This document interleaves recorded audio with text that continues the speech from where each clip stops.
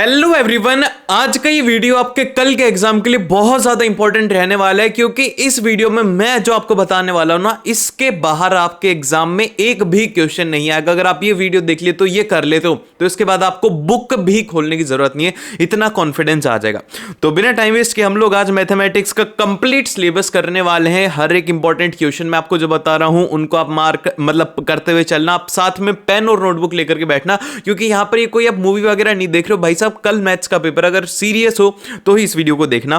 तो देखो कल इस तरीके का पेपर आएगा। मैं आपको बता देता हूं कि कौन से सेक्शन आएंगे, किसको आपको पहले करना चाहिए, किसको क्या करना चाहिए। तो देखो सबसे फर्स्ट जो है आपके पास में वो सेक्शन ए रहेगा जिसके अंदर कि आपको 20 एमसीक्यू क्वेश्चंस देखने को मिलेंगे। तो अब ये जो है एमसीक्यू क्वेश्चन स्टार्टिंग में मत करना क्योंकि अगर स्टार्टिंग में करोगे तो इनमें कुछ ऐसे होंगे जो कि ट्रिकी होंगे, तो आपका टाइम इसमें वेस्ट हो सकता है। तो सबसे पहले आपको क्या करना है कि आपका जैसे कि जो सेक्शन डी है, जैसे कि सेक्शन बी जो है इसमें आपके पास में 5 क्वेश्चंस रहने वाले हैं। कितने मार्क्स के? 2 मार्क्स के रहने वाले हैं। अब जो इसमें सबसे इंपॉर्टेंट सेक्शन है ना वो है हमारा सेक्शन डी। ठीक है, सेक्शन डी जो है इसको मिस मत करना क्योंकि 20 मार्क्स का है और इसमें हमें टाइम लगता है। तो स्टार्टिंग के अंदर आपको इस सेक्शन को अटेम्प्ट करना है और बहुत ही बेहतरीन तरीके से आपको लिखना होगा, वो भी मैं आपको बताऊंगा। तो सबसे पहले क्या करना है, सेक्शन डी करना है, फिर सी करना, फिर उसके बाद में वो करना।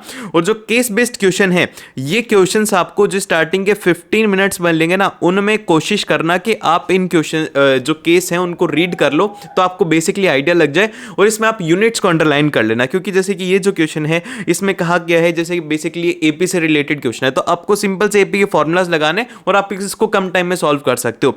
और ध्यान रखना कि आप चॉइसेस वाले क्वेश्चन में गलती ना करें। ठीक है, तो अब जो इंपॉर्टेंट बात है वो ये है कि आपको एग्जाम में लिखना किस तरीके से। देखो थोड़ी सी 2-4 बातें बताता हूं जो कि इंपॉर्टेंट है। सबसे पहली बात तो ये है कि अगर आप कोई भी जैसे कि फॉर एग्जांपल के यहां पर आप लिख रहे हो कि diagonals of parallelogram bisect each other, ये आपको इसमें लिखना होगा।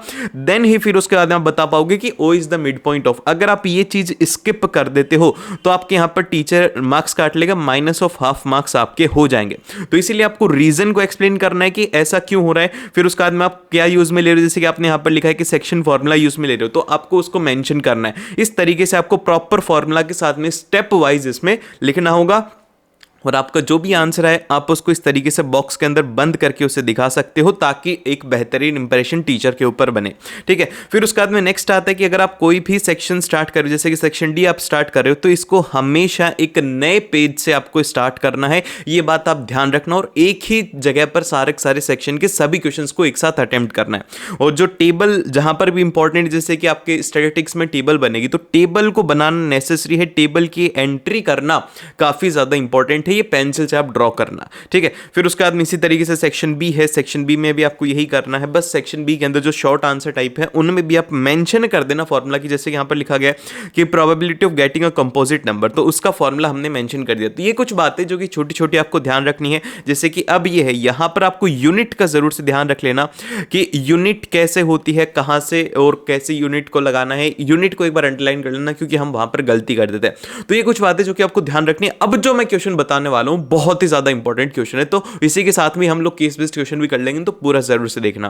ट्रिग्नोमेट्री, तो देखो ट्रिग्नोमेट्री के अंदर सबसे पहली जो इंपॉर्टेंट है वो है इसके रेशियोज को याद रखना।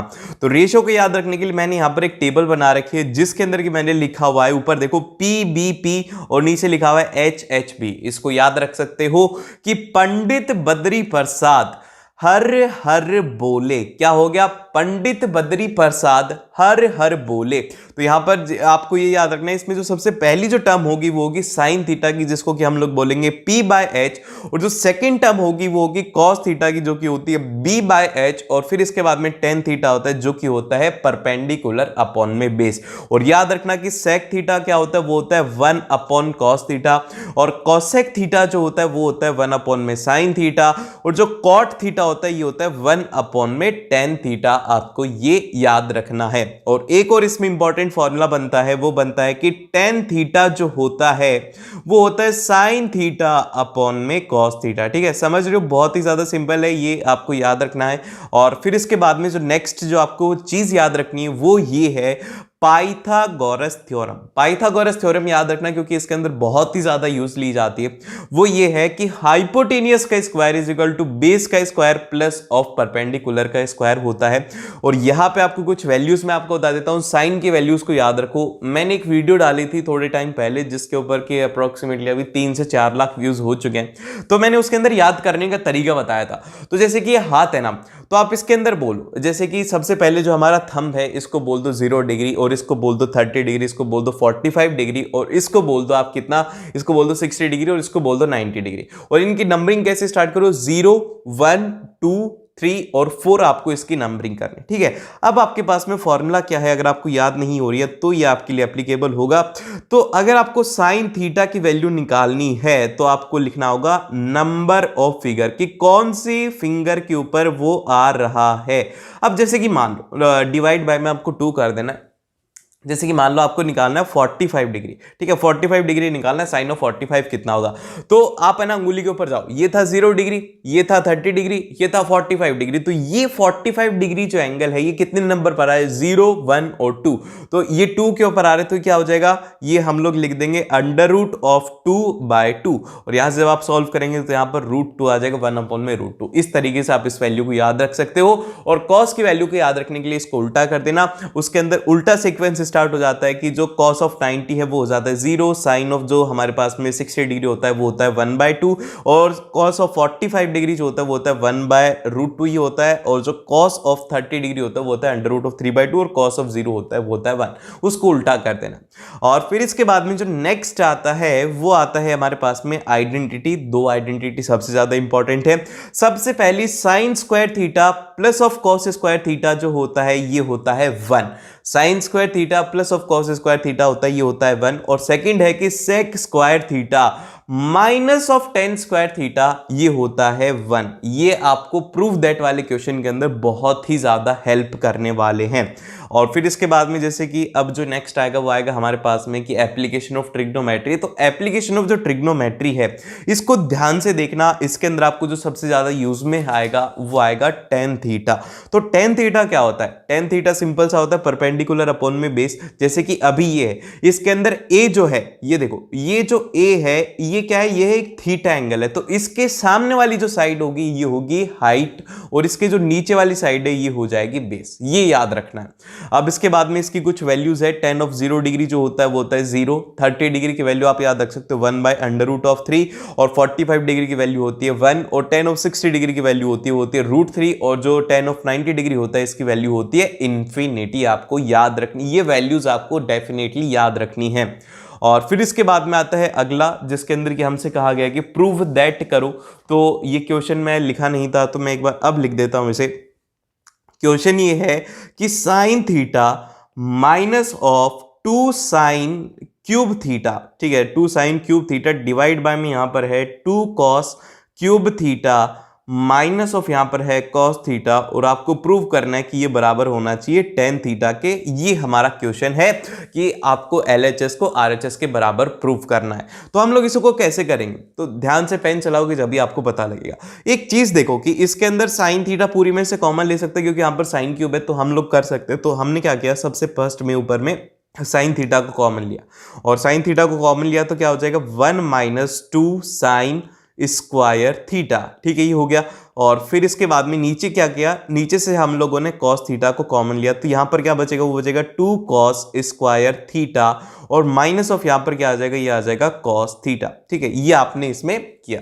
अब इसके बाद में क्या करना है, इसके बाद में आपको करना कॉस थीटा नहीं आएगा, सॉरी ये यहां पर कॉस थीटा नहीं आएगा, ये आएगा यहां पे 1। देखो ऐसी गलती हो जाती है, अभी मैं वीडियो बना रहा हूं, मैं बहुत ज्यादा अटेंटिव हूं, फिर भी मेरे से गलती हो रही है, तो एग्जाम के अंदर ऐसी गलती हो सकती है। तो इसीलिए एक बार चेक कर लिया करो कि आपने लिखा क्या है, ठीक है। तो अब हम लोग इसे देखते हैं, ये हो जाएगा साइन थीटा अपॉन में कॉस थीटा, तो हो ही जाएगा।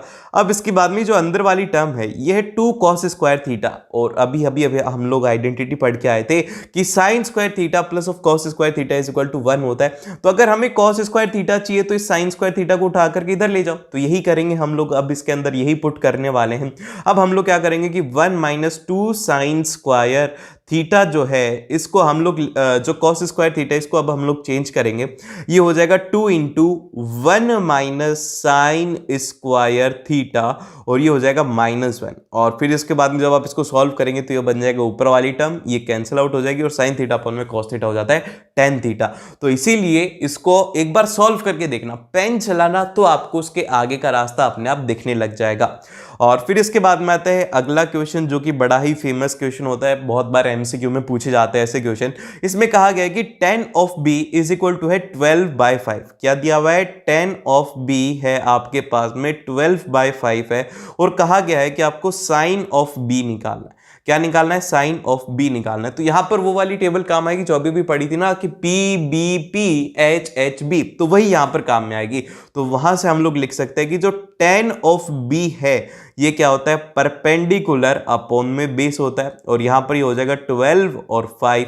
और जो हमारा साइन b है इसके लिए क्या होता है भैया? इसके लिए होता है परपेंडिकुलर अपॉन में हाइपोटेनियस। अब परपेंडिकुलर की वैल्यू तो यहां से 12 आ गई, लेकिन हाइपोटेनियस की वैल्यू तो निकालनी होगी। तो इसकी वैल्यू कैसे निकालेंगे? इसकी वैल्यू निकालेंगे पाइथागोरस थ्योरम से। h square is equal to P square plus of यहां पर हो जाएगा b स्क्वायर। तो यहां पर क्या आ जाएगा? ये आ जाएगा 144 प्लस ऑफ 25।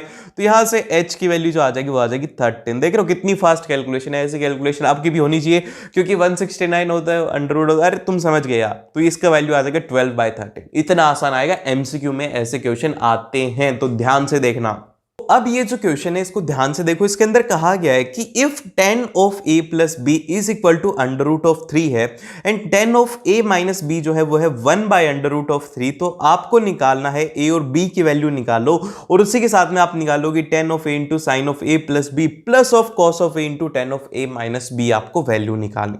तो अब हम इसे सॉल्व कैसे करेंगे भैया? हमें तो आ ही नहीं रहा tan of a plus b, हम तो सिंपल सा देख करके आए थे, आ ही नहीं रहा। अरे तो बहुत ही ज्यादा सिंपल है, थोड़ा दिमाग लगाओ। tan ऑफ मतलब कि tan के कौन सी वैल्यू होती है? जो कि अंडर रूट ऑफ 3 होती है। अंडर रूट ऑफ 3 होती है जो कि वैल्यू। तो यहां पर आप बोलेंगे कि भैया थोड़ा थोड़ा हमें दिख रहा है कि अंडर रूट ऑफ 3 क्या होता है? वो होता है tan ऑफ 60 डिग्री। तो मतलब क्या हुआ कि भैया जो tan के अंदर वाली जो वैल्यू है यहां पर a प्लस b है तो वो 60 के बराबर होनी चाहिए। अरे समझ गए ना, tan of a plus b वो क्या होना चाहिए? वो होना चाहिए 60 डिग्री। ये होगी हमारी पहली इक्वेशन। अब दूसरी इक्वेशन के अंदर हमसे कहा गया है कि tan of a minus B is equal to क्या है? वो है 1/√3, जो कि हमारे पास में होता है tan ऑफ 30 डिग्री। तो ये वाली इक्वेशन हमसे कहना चाह रही है कि a माइनस बी की वैल्यू क्या कर दो? वो कर दो 30 डिग्री। ये हो गई सेकेंड इक्वेशन। अब इन दोनों इक्वेशन को फर्स्ट को सेकेंड को ऐड कर दो तो ये हो जाएगा 2a, b से b कैंसिल आउट हो जाएगा, ये आ जाएगा 90 डिग्री और a की वैल्यू यहां से आ जाएगी, वो आ जाएगी आपके पास में 45 डिग्री आ जाएगी a की वैल्यू।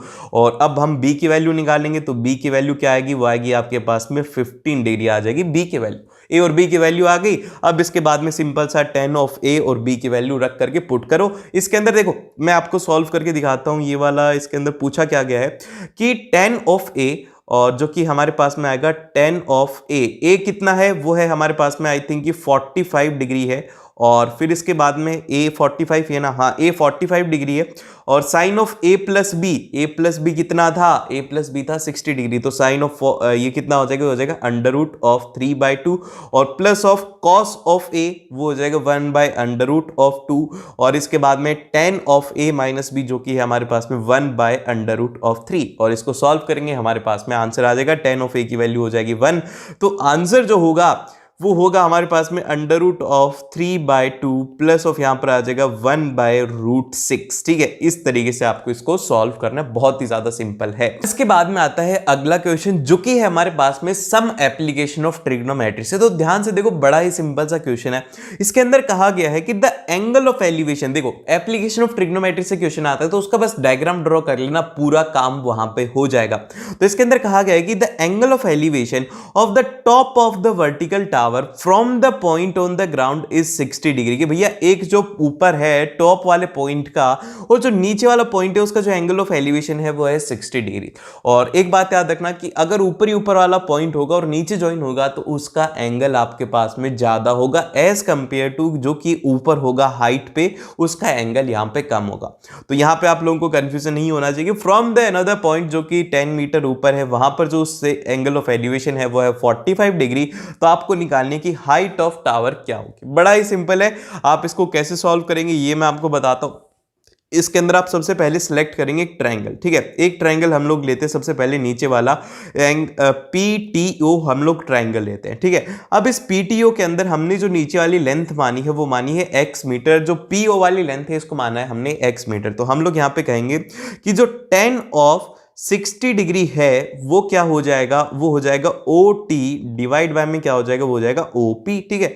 अब इसके बाद में OT की वैल्यू क्या है, OT की वैल्यू है हमारे पास में, हम बोल देते हैं इसको पूरी पूरी h बोल रखा है। तो 10 ऑफ 60 डिग्री की वैल्यू होती है वो होती है √3 और OT की वैल्यू जो है वो है h मीटर और डिवाइड बाय में कितना है वो है x मीटर। तो ये होगी फर्स्ट इक्वेशन। अब सेकंड इक्वेशन के लिए हम लोग लेंगे दूसरा ट्रायंगल जो कि होगा हमारा ट्रायंगल ATB, इसका ट्रायंगल होगा। इसके लिए हम लोग लिखेंगे 10 of 45 degree is equal to, ये जो हाइट है यहां पर आपको 10 मीटर दिया हुआ है तो ये बची हुई हाइट कितनी हो जाएगी, हो जाएगी h-10। तो यहां पर हम लोग लिखेंगे कि h-10 डिवाइड बाय में क्या आ जाएगा, वो आ जाएगा x। और यहां पर 10 और 45 डिग्री की जो वैल्यू होती है वो होती है 1। तो हम लोग बोल देंगे कि h-10 इज इक्वल टू हो गया x। ये होगी हमारी इक्वेशन। इक्वेशन नंबर कौन सी होगी, होगी पहली, मतलब दूसरी इक्वेशन। अब ये जो दूसरी इक्वेशन है इसकी वैल्यू को यहां पर डाल दो, x की वैल्यू को यहां पर डाल दो तो क्या हो जाएगा, ये हम लोग इसको देखते हैं कि क्या होगा।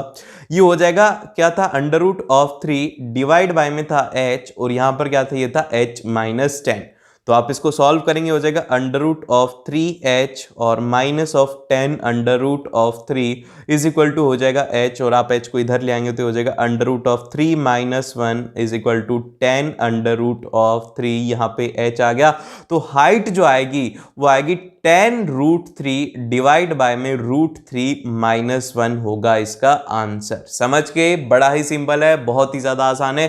थोड़ी सी कैलकुलेशन आपको इसमें करनी होती है, अलग अलग ट्रायंगल को एज्यूम करना, आसानी से इसको सॉल्व कर जाओगे। के बाद में आता है नेक्स्ट क्वेश्चन जो कि है हमारे पास में कोऑर्डिनेट ज्योमेट्री से। तो कोऑर्डिनेट ज्योमेट्री के अंदर आपको सबसे पहले याद रखना है डिस्टेंस फार्मूला। डिस्टेंस फार्मूला क्या होता है, दो पॉइंट के बीच की डिस्टेंस रहेगी जो कि होगी x2 - x1 square plus y2 - y1 square, और ये आपको डिस्टेंस दे देगा, उसका रूट करती है आपके पास में डिस्टेंस आ जाएगा।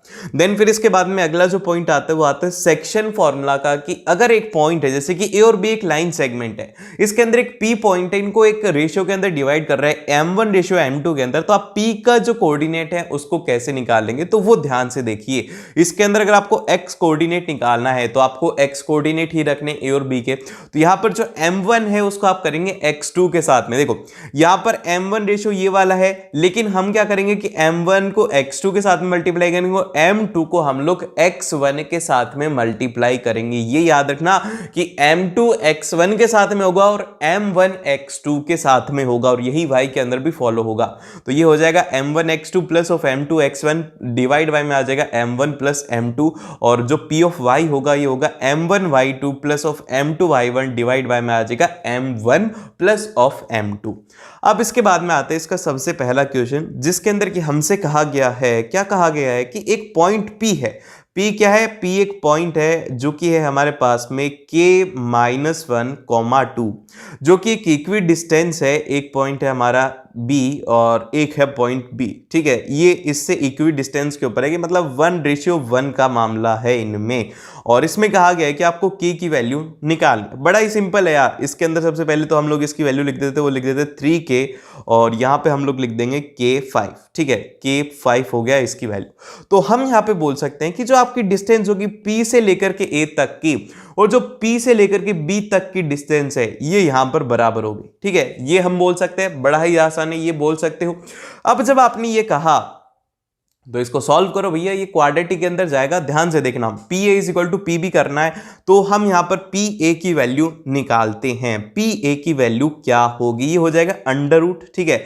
और यहां पे हम क्या करेंगे, वो करेंगे अंडर रूट ऑफ, ये एक सेकंड एक काम करते हैं, इसके अंदर अंडर रूट आ रहा है ना, तो अंडर रूट को हटा देते हैं। तो हटाने के लिए क्या करेंगे, इन दोनों तरफ स्क्वायर कर देंगे, तो हम बोलेंगे कि P A square is equal to P B square, जिससे कि रूट हट जाएगा और हम लोग सीधी वैल्यू इसके अंदर रख देते हैं। तो ये इक्वेशन बन रही है P A square is equal to P B square. तो आपको रूट लगाने की जरूरत नहीं, सीधी वैल्यूज रखो और आपके पास में आंसर होगा।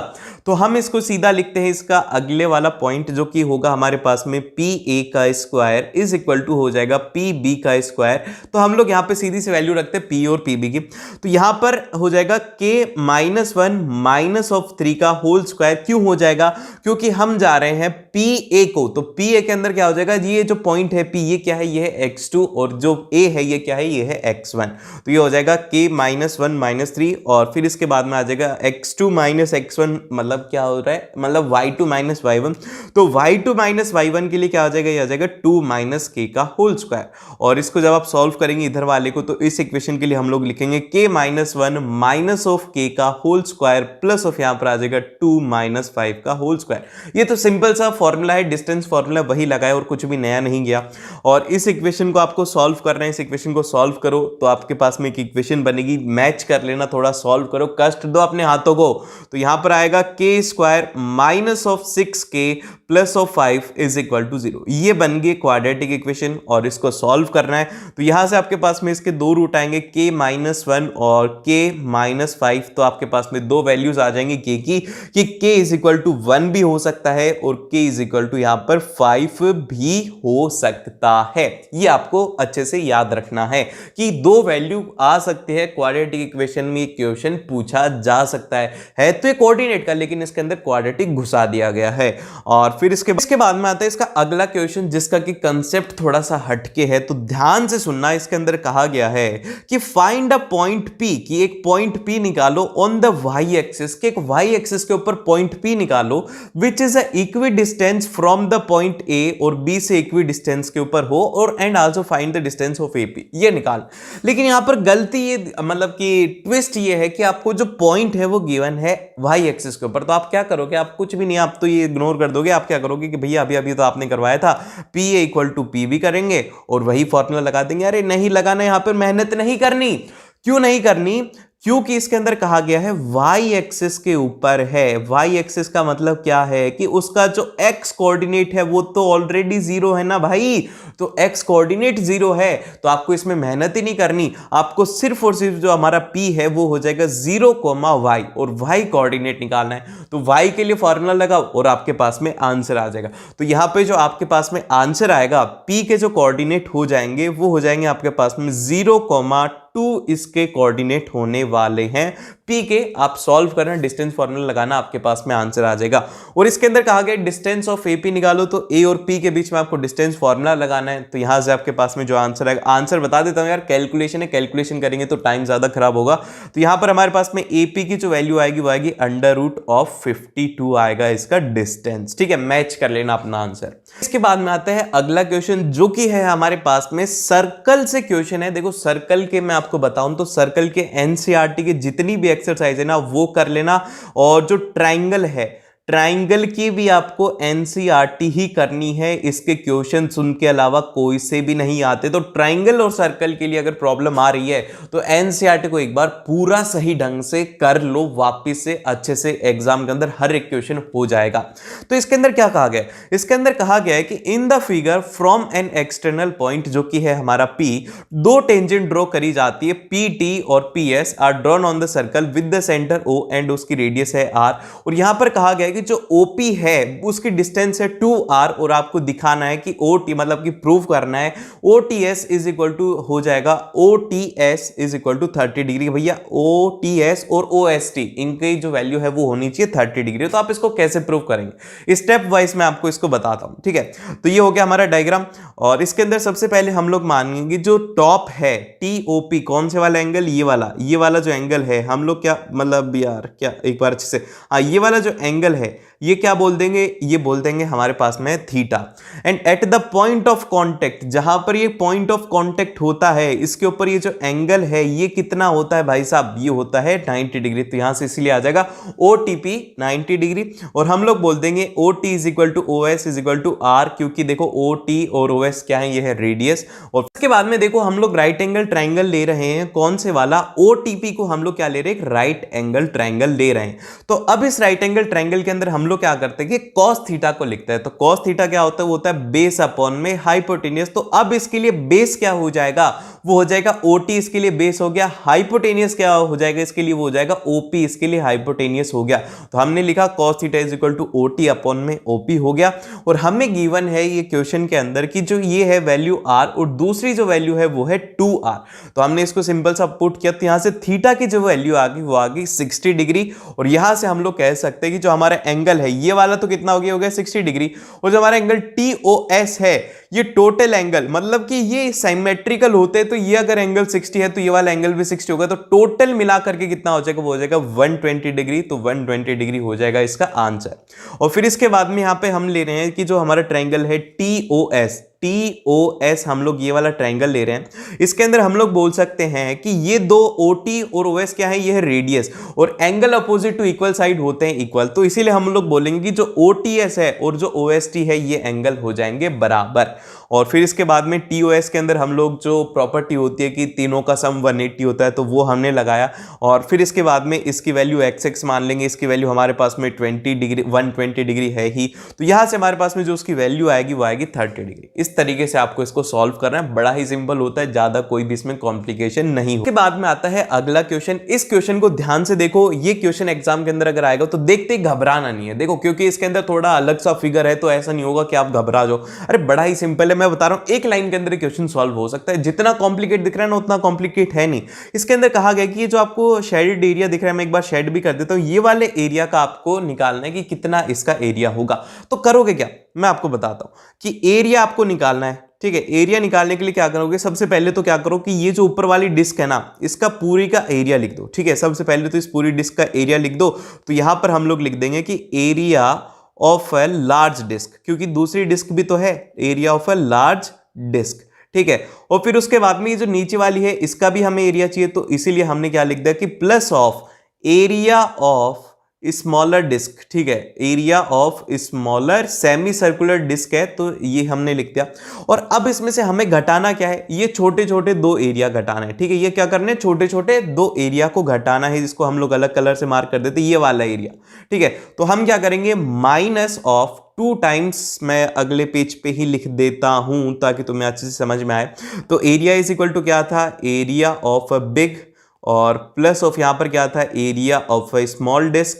और फिर इसके बाद में हमें माइनस करना था 2 times of area of a smaller, very smaller disc. ठीक है, आप उसका नाम भी लिख सकते हो, इनका नाम क्या है, इनका नाम अलग अलग है, मैं तो मिटा ही दिया, CSD, और एक वाली का है वो है AQB। ठीक है, इनका है आपको। अब इसके अंदर करना कुछ भी नहीं है भाई साहब, जो आपको वैल्यू गिवन है वो लिखो। तो एरिया ऑफ बिग के लिए क्या लिखेंगे, वो लिखेंगे half of pi of R square, और R कितना है यहाँ पर, वो है 7, और प्लस ऑफ यहाँ पर एरिया ऑफ स्मॉलर के लिए आ जाएगा, वो आ जाएगा पाई, और ये हो जाएगा 7/2, और यहाँ पे माइनस ऑफ 2 इंटू स्क्वायर है इन सभी में, minus of half of pi into 7/4 का होल स्क्वायर। ठीक है, इसको सॉल्व करना है, आपके पास में आंसर आ जाएगा। अरे बड़ा ही सिंपल है, और इसका आंसर अगर कोई मैच करना चाहता है, अगर बताओ कौन कौन यहां तक देख रहा है, जो भी बता रहे हैं ना वो बस भैया बोल देना, एक ऐसे थम्स अप बता देना, बस कमेंट करके बता दो थम्स अप कि आप इस वीडियो को यहां तक देखो, क्योंकि यहां तक सिर्फ और सिर्फ वही बच्चे आते हैं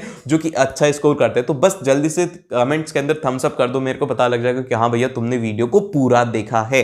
ठीक है, तो आप इसको सॉल्व करें, तो आपके पास में जो आंसर आएगा वो आएगा 693 अपॉन में 8 इज इक्वल टू हो जाएगा 86.625। आपके पास में इसका आंसर होने वाला है सेंटीमीटर स्क्वायर। क्या होगा, सेंटीमीटर स्क्वायर आपके पास में इसका आंसर होगा। और फिर इसके बाद में आता है नेक्स्ट, जो कि है हमारे पास में सरफेस एरिया एंड वॉल्यूम से क्वेश्चन है। इसके अंदर हमसे कहा गया है कि इन अ रेन वाटर हार्वेस्टिंग सिस्टम, कि एक रेन वाटर हार्वेस्टिंग सिस्टम है कि the rain from the roof, जो कि हमारी उसकी लेंथ और ब्रेथ दिया हुआ है कि हमारी जो आपने देखा होगा कि छत होती है, छत की लेंथ भी होती है, ब्रेथ भी होती है और उसकी कुछ हाइट भी होती है। तो क्या होता है, वो एक तरीका का क्यूबॉइड होता है। तो इसीलिए क्या बोल रहे हैं कि उसकी जो हमारे पास में डायमेंशंस है वो है 22 और 20 है उसके डायमेंशंस। और इसके अंदर कहा गया कि उसको ड्रेन करते हम लोग एक सिलेंड्रिकल टैंक के अंदर, जिसका कि हमारे पास में डायमीटर है, क्या है, सिलेंड्रिकल एक टैंक है, उसका डायमीटर कितना है, वो है आपके पास में 2 मीटर है। और यहां पर जो उसकी हाइट है वो है 3.5 मीटर है। और आपसे पूछा गया कि if the tank is full, कि टैंक फुल हो गया है, then find the rainfall in centimetre, कि भैया कितनी ज्यादा रेन हुई थी। तो ध्यान से देखो इसके अंदर क्या है, इसके अंदर क्या हो रहा है कि आपकी छत है, मान लो कि एक छत क्या है, एक डब्बा है जिसके अंदर की पूरी के अंदर पानी भर गया। अब उस पानी को आपने क्या किया, सिलेंडर के अंदर खाली कर दिया और वो पूरा पूरा भर गया। तो आपसे कहना चाह रहे हैं कि भैया ये बताओ कि उसकी छत जो है उसके अंदर, मतलब कि रेनफॉल कहने का मतलब ये है कि आप उसकी हाइट निकाल। तो हम लोग क्या करेंगे कि वॉल्यूम ऑफ क्यूबॉइड, क्या, volume of cuboid is equal to हम लोग कर देंगे वॉल्यूम ऑफ सिलेंडर। ठीक है, क्या कर देंगे, volume of cuboid is equal to हम लोग कर देंगे वॉल्यूम ऑफ सिलेंडर। और ये हम लोग करेंगे L into B into H is equal to हो जाएगा पाई आर स्क्वायर एच। ठीक है, अब हमें इसमें सब कुछ वैल्यू गिवन ही है। हम क्या करेंगे कि ये 22 इंटू 20 है और इंटू एच हमारे पास में हाइट है, पाई आर, आर क्या हो जाएगा, वो हो जाएगा यहाँ पे 1, क्योंकि वहां पर 2 मीटर डायमीटर दिया हुआ है। एग्जामिनर आपको ऐसे ही कंफ्यूज करेगा। और ये हो जाएगा 3.2 पाई आर स्क्वायर एच। ठीक है, अब हम लोग इसको सॉल्व करते हैं। 22 into 20 into H is equal to हो जाएगा 22 अपॉन में 7 इंटू भैया 1 इंटू 7/2 और 7 से 7 कट गया, 22 से 22 कट गया। तो हाइट जो आ जाएगी वो आ जाएगी 1/40 सेंटीमीटर। क्या आ जाएगा, वो आ जाएगा 1/40, मतलब सॉरी, देखो मैंने फ्लो के अंदर गलती कर दी ना, मैंने इसको सेंटीमीटर में कर दिया, जबकि ये जो आंसर है ये आया है मीटर के अंदर। ये क्या आया है, ये आया है मीटर के अंदर। और हमसे आई थिंक ये पूछा गया है सेंटीमीटर में, तो मैंने सोचा कि यार ये सेंटीमीटर में, तो सेंटीमीटर में आ गया, तो इसीलिए ये मीटर में है। तो एग्जाम के अंदर इतना कर दोगे, लेकिन उसके बाद में सेंटीमीटर नहीं लिखोगे तो आधा नंबर कट जाएगा। तो h इज इक्वल टू क्या हो जाएगा, वो हो जाएगा 100 डिवाइड बाय में 40 सेंटीमीटर होगा इसका आंसर। और यहां से आएगा 2.5 सेंटीमीटर इसका करेक्ट आंसर होगा। सबसे पहले जो हम लोग रिवाइज करते हैं वो करते हैं पॉलिनोमियल, कि भैया पॉलिनोमियल्स क्या होता है। पॉलिनोमियल की बेसिक डेफिनेशन आप जानते हो, जिसमें कि सबसे ज्यादा इंपॉर्टेंट है वो है क्वाड्रेटिक पॉलिनोमियल। तो क्वाड्रेटिक पॉलिनोमियल जो होता है वो होता है P of X is equal to A X square plus B X plus constant. ये होती है इसकी एक बेसिक फॉर्म, जिसके कि 2 रूट होते हैं, अल्फा और बीटा। इसके मैक्सिमम 2 ही रूट हो सकते हैं, एक भी हो सकता है लेकिन मैक्सिमम सिर्फ और सिर्फ 2 हो सकते हैं। अब इसके अंदर जैसे कि सम ऑफ जो रूट है, ये वाली कंडीशन और ये जो प्रोडक्ट ऑफ रूट है ये याद रखनी। सम ऑफ रूट क्या होता है, अल्फा प्लस बीटा जो होता है वो होता है माइनस ऑफ बी बाय ए, जो कि हम लोग इस इक्वेशन से निकालेंगे। और जो प्रोडक्ट ऑफ रूट होता है जो कि होता है अल्फा इंटू बीटा, वो होता है हमारे पास में सी बाय ए।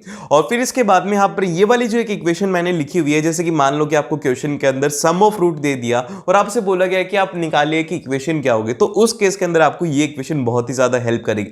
तो ये इक्वेशन क्या है, ये है कि X square minus of sum of zeros, कि ये हमने जो सम निकाला था अल्फा प्लस बीटा और प्लस ऑफ यहां पर product of zeros is equal to 0 होता है।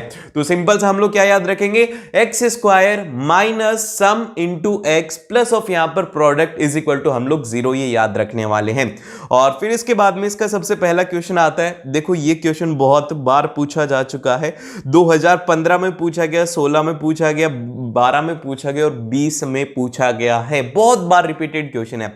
अब एग्जाम के अंदर एग्जैक्टली ऐसा क्वेश्चन नहीं आएगा, एग्जाम में इस कंसेप्ट के ऊपर क्वेश्चन आ सकता है। अब देखो जैसे कि इसके अंदर आपसे कहा गया कि form a quadratic equation polynomial whose zeros आपको गिवन है, कि एक जो आपका अल्फा है वो है आपके पास में 3 प्लस अंडर रूट ऑफ 2 और जो दूसरा है 0 वो है आपके पास में 3 माइनस अंडर रूट ऑफ 2। और आपसे कहा गया है कि आप जो बताइए कि p ऑफ x इनके लिए क्या होने वाला है।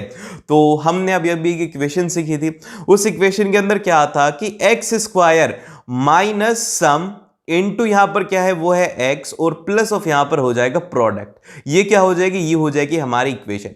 तो अभी हम लोग सबसे फर्स्ट में निकालते हैं, वो निकालते हैं सम की, सम क्या होगा इनका। तो सम निकालने के लिए क्या करेंगे, 3 प्लस अंडर रूट ऑफ 2 और प्लस ऑफ यहां पर मैं आपको करके दिखा देता हूं यार, मतलब 3 लिख दिया मैंने, अंडर रूट ऑफ 2 और प्लस ऑफ यहां पर 3 minus under root of 2। Root 2 से रूट 2 कैंसिल हो गया, तो यहां पर आ गया सम आ गया हमारे पास में 6। अब इसी तरीके से प्रोडक्ट निकालते हैं, तो प्रोडक्ट निकालोगे तो क्या होगा कि यहां पर ये है a plus B into A minus B, तो ये क्या हो जाएगा, वो हो जाएगा a square minus B square हो जाता है। तो यहां पर हो जाएगा 3 का स्क्वायर माइनस ऑफ रूट 2 का स्क्वायर, जिसको कि सॉल्व करेंगे 9 माइनस 2 हो जाएगा 7। ठीक है, अब इक्वेशन क्या बनेगी, इक्वेशन बड़ी ही सिंपल सी बनेगी, मैं इसको क्लियर कर देता हूं। इसमें इक्वेशन जो हमारी बनेगी यहां पर ये देखो, इक्वेशन क्या फॉर्म होगी, इक्वेशन फॉर्म होगी एक्स स्क्वायर माइनस सम कितना आ रहा है, सम आ रहा है यहां पे 6, तो हम लोग लिख देंगे माइनस ऑफ 6x और plus of 7 is equal to 0। इतना आसान सा क्वेश्चन, बहुत ही ज्यादा सिंपल है, बहुत ही ज्यादा अच्छे से आपने कर लिया।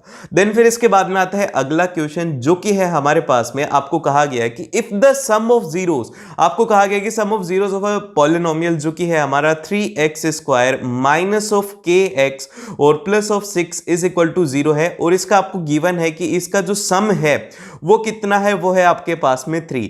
और ये एमसीक्यू क्वेश्चन के अंदर आएगा, सम आ जाएगा या फिर प्रोडक्ट आ जाएगा, तो ये आपको ध्यान में रखना है कि सम अगर 3 गिवन है और आपसे पूछा गया कि k की वैल्यू क्या होगी, तो अभी अभी हम लोग सीख करके आए थे कि अल्फा प्लस बीटा जो होता है वो होता है minus of b by a।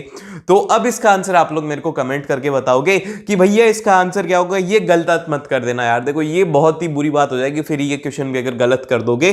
Basic equation है वो वाली कि p of x is equal to यहां पर हो जाएगा ax square plus of bx और प्लस ऑफ कांस्टेंट, यहां से a b की वैल्यू निकालो, पुट करो, जल्दी से k का आंसर कमेंट करके बताओ, जो भी कमेंट करेगा उसको मैं दिल देने वाला हूं, सच्ची में पक्की बात है, करो तो सही, एक बार सॉल्व करो इसको, बहुत ही सिंपल है। देन फिर इसके बाद में अगला जो टॉपिक आता है वो आता है हमारे पास में रियल नंबर। अब देखिए रियल नंबर के अंदर दो चीजें सबसे ज्यादा इंपॉर्टेंट है, दो बेसिक फॉर्मूलाज जिनसे कि एमसीक्यू क्वेश्चन आने की पॉसिबिलिटी होती है। तो सबसे पहला तो है कि HCF of any two number, यहां पर जैसे कि अगर आप HCF निकाल रहे हो A और B का, और अगर उसी का ही LCM निकालो A और B का और उन दोनों को मल्टीप्लाई कर देते हो, तो आपके पास में जो आंसर आता है वो आपको मिलेगा, जो कि आप लोग उनका प्रोडक्ट करोगे, A इंटू B करोगे, वो आपको मिलेगा HCF into LCM of them. ठीक है, समझ रहे हो। देन फिर इसके बाद में नेक्स्ट जो सेकेंड पॉइंट आता है वो है हमारे पास में कि HCF हम लोग कहां पर निकालते, जहां पे कि हमें मैक्सिमम ऑफ निकालना होता है, जो भी हमें गिवन नंबर होते हैं वहां पर हम लोग निकालते हैं उसका HCF। जैसे कि आपका वो NCERT का एग्जांपल वाला है ना, कि उसके अंदर वो काजू कतली उसको अरेंज करनी होती है कि मिनिमम में आए, तो वो क्या करते हैं वहां पर हम लोग LCM निकालते हैं। तो ऐसे ही अगर आपको मिनिमम निकालना है तो LCM, मैक्सिमम निकालना है तो आपको निकालना होगा HCF। और इसको ऐसे भी याद रख सकते हो, H मतलब हाईएस्ट, हाईएस्ट का मतलब क्या हो जाएगा, वो हो जाएगा मैक्सिमम। समझ रहे हो, सिंपल सी बात है। लेकिन अब एग्जाम के अंदर ये थोड़ी आएगा, ये आएगा तो MCQ के अंदर आएगा। लेकिन जो क्वेश्चन आता है, बहुत बार पूछा जा चुका है, वो ये है कि show that the under root of 5 जो है वो एक इर्रेशनल नंबर है। ये आप कैसे प्रूव करेंगे, ये प्रूफ वाला क्वेश्चन आ सकता है, 3 मार्क्स के अंदर ये आएगा। तो आपको कैसे लिखना है, क्या क्या स्टेप्स लिखने हैं, वो मैं आपको बताता हूं। सबसे पहले तो आपको क्या करना है कि इसने कहा है कि इरेशनल प्रूव करो, तो आप उल्टा एज्यूम कर लो। आप एज्यूम करो कि let us assume to the contrary that the root 5 is rational. इसने कहा कि रेशनल है, आप बोल रहे हो कि भैया रेशनल है, मैंने मान, ठीक है, आपने अपने मन से मान लिया। तो अब जब ये रेशनल होता है, तो कोई भी अगर रेशनल नंबर r होता है तो उसको हम लोग क्या लिख सकते हैं, p बाय q फॉर्म में लिख सकते हैं। और यहां पर जो p और q होते हैं, ये क्या होते हैं, ये होते हैं को प्राइम नंबर होता है। ठीक है, तो यही हमने किया कि हमारा जो अंडर रूट ऑफ 5 है, इसको हमने क्या कर दिया, p बाय q की फॉर्म में लिख दिया। अब इसके बाद में क्या करेंगे, अब इसके बाद में हम लोग कर देंगे कि रूट 5 है, रूट 5 अच्छा नहीं दिख रहा तो क्या करो भैया, इसका स्क्वायर कर दो। तो यही किया हमने कि रूट 5 का स्क्वायर कर दिया और इसका भी स्क्वायर कर दिया। तो यहां से इक्वेशन बनेगी, वो बनेगी p स्क्वायर अपॉन में q square is equal to 5। ठीक है, अब इसके बाद में क्या करते हैं, हम लोग q को इधर भेज देते, 5 को इधर ले आते, तो ये हो जाएगा p स्क्वायर अपॉन में 5 is equal to q square. भैया ये क्यों किया, अभी आएगा समझ में। यहां पर क्या है, Q एक नंबर है और P एक नंबर है और हम लोग जो 5 है इसको डिवाइड कर रहे हैं। तो जब नंबर कब डिवाइड होता है, जब वो उसका फैक्टर होगा। तो यहां से हम लोग कंक्लूड करेंगे कि जो यहां पर P है जो कि 5 से डिवाइड हो रहा है, तो इसका मतलब ये है कि 5 एक उसका फैक्टर है। मतलब हम लोग P को क्या लिख सकते हैं, P को हम लोग कोई भी एक नया नंबर लिख देंगे, P is equal to 5 into आप कोई भी लिख सकते हो, K लिख सकते हो, R लिख सकते हो, ये आप लिख सकते हो क्योंकि P क्या है, इसका एक फैक्टर है। ठीक है, ये आपने लिखा। अब इसके बाद में क्या कर रहे हैं कि अभी ये जो हमने लिखा है ना P इज इक्वल टू 5 के, इसको हम लोग इस इक्वेशन के अंदर पुट कर देते, जो कि हमारी पहली इक्वेशन थी ना, P बाय Q का square is equal to under root of 5 का स्क्वायर। तो वो इसमें हम लोग क्या करते हैं, P की वैल्यू रख देते हैं, मतलब इसके अंदर रख दो यहाँ पे इसमें। ठीक है, इसके अंदर वैल्यू रखोगे तो आपके पास में क्या फॉर्म होगा, आपके पास में इस तरीके से इक्वेशन फॉर्म होगी कि 5Q square is equal to 5R का स्क्वायर हो जाएगा, क्योंकि P क्या है, वो है हमारे पास में 5R। ठीक है, अभी अभी हमने प्रूव कर दिया था। देन फिर इसके बाद में जब आप इसको सॉल्व करेंगे तो यहाँ पे आपके पास में इक्वेशन बनेगी Q square is equal to 5 of R square. और यहां से अब क्या करेंगे, 5 को इधर ले जाएंगे और ये अब की बार 5 इसके नीचे आ जाएगा। तो यहां से हम लोग बोल देंगे कि Q का फैक्टर 5 भी है। और जब P एंड Q के दोनों 5 एक इनका कॉमन फैक्टर है, तो ये कैसे हो सकता है पॉसिबल, ये पॉसिबल ही नहीं हो सकता क्योंकि कॉन्ट्राडिक्ट हो जाएगा। क्योंकि हमने बोला है कि P एंड Q, हमारे जो P एंड Q है ये क्या है, को प्राइम है, लेकिन इनके बीच में तो कॉमन फैक्टर आ रहा है, इसीलिए हमारा एजम्पशन यहां पर गलत होता है। और जो रूट 5 है वो क्या है, एक इरेशनल नंबर है, क्योंकि हमने क्या माना था, हमने माना था उसको रैशनल और ये गलत हो गया, इसीलिए क्या हो जाएगा, रूट 5 एक हो जाएगा इरेशनल नंबर। इसके बाद में आता है अगला क्वेश्चन, जो कि है हमारे पास में pair of linear equation into variable. अब इसके अंदर आपको 3 कंडीशन है जो कि विशेष करके याद रखने, जिनसे कि एग्जाम के अंदर क्वेश्चन आता है। तो देखो, सबसे पहले तो ये याद रखो कि 2 इक्वेशन होती है, a1x plus b1y plus of c1, ये अलग अलग टर्म्स होती है। ये अगर दोनों टर्म्स है, मतलब कि दोनों इक्वेशन अगर आप इनको सॉल्व करके निकालना चाहते हो कि इनका सॉल्यूशन कैसा होगा, तो यूनिक सॉल्यूशन की कंडीशन होती है कि a1 upon a2 is not equal to b1 upon में b2। यूनिक चाहिए तो क्या करना होगा, किसी के भी आपको बराबर नहीं होना। अगर आपको कुछ यूनिक करना है तो आपको कुछ अलग करना होगा, इसलिए आप याद रख सकते हो कि यूनिक मतलब इक्वल नहीं होगा। और उसी के साथ में अगर आपको नो सॉल्यूशन चाहिए तो एक काम करो कि थोड़ा सा आप कॉपी कर लो और थोड़ा सा बोलो कि मैं कॉपी नहीं कर रहा, तो आपको कोई भी रिजल्ट नहीं मिलेगा। सिंपल सी बात है, a1 upon a2 is equal to b1 upon b2 is not equal to c1 upon में c2।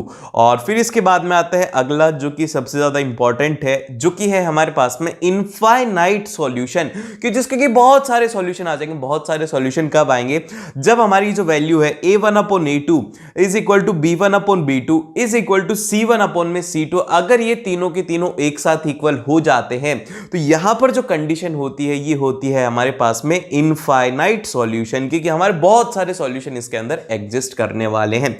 और एग्जाम के अंदर क्या क्वेश्चन आएगा, एग्जाम के अंदर ये थोड़ी आएगा, ये तो आप लोगों को मैं बता रहा हूं कि एमसीक्यू के लिए इंपॉर्टेंट है, लेकिन एग्जाम के अंदर क्वेश्चन आएगा ये क्वेश्चन है बड़ा ही इंपॉर्टेंट। ध्यान से देखो, इसके अंदर कहा गया है कि the sum of the digit of a 2 digit number is 8। ये देखो, the sum of the digits of a 2 digit number is 8। ये ध्यान से समझना, बहुत ही ज्यादा एक इंपॉर्टेंट क्वेश्चन है।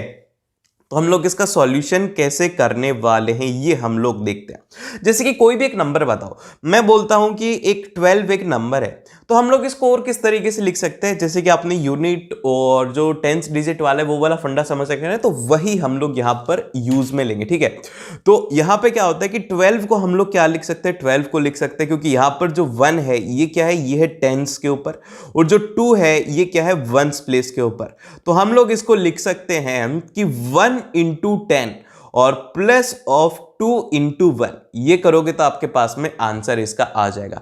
तो अभी हमें भी क्वेश्चन के अंदर यही करना है। ध्यान से देखो कि इसके अंदर कहा गया कि the sum of the digit of a 2 digit number is 8। अब जैसे कि इसका सम क्या हो जाएगा, वो हो जाएगा 1 प्लस 2 जो कि हो जाएगा 3।